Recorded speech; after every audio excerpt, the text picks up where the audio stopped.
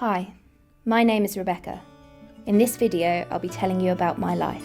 I'm a single mother of 4 beautiful children, 1 girl and 3 boys. They are my pride and joy, and I would do anything for them. I used to be married for 14 years, but divorced due to it being a very abusive relationship, and I knew that leaving my husband would help my children live a better life. I do my best to support my family, and I work full-time to make sure my children can live comfortably. Although, when you're working full-time, running the household and paying the bills, you don't always have lots of spare time to be with the kids. There's only so many hours in a day.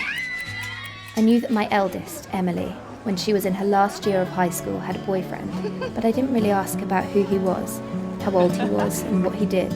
I kind of just let her get on with it.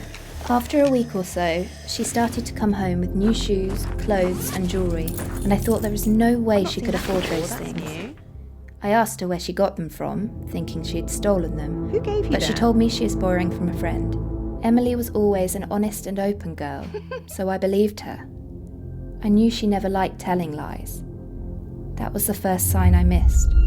Gradually, I saw less and less of my daughter, and she would hardly say a word when she came back home from school. Instead of playing with her brothers or helping around the house, she would be in her room. I knew this wasn't normal for Emily, but I assumed she was just acting more like a teenager. I got frustrated with her behaviour and would always tell her to see her friend Jacob or to play more with her brothers. That was the second sign I missed.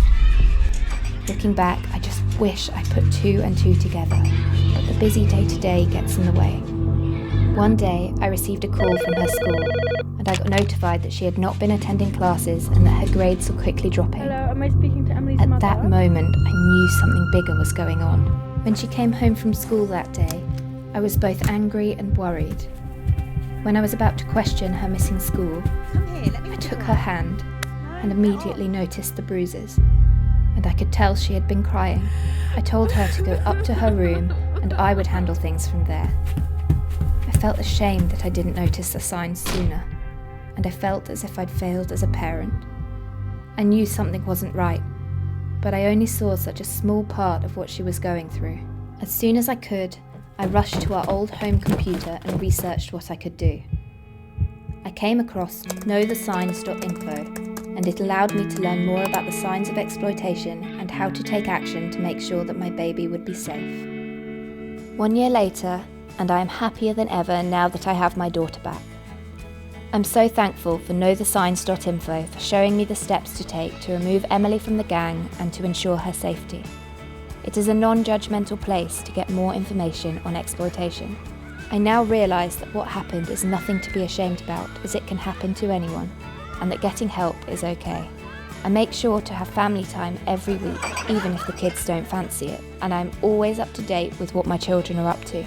We're closer than we were before, and hopefully all my children know that I will always support them, no matter how bad they think a situation is.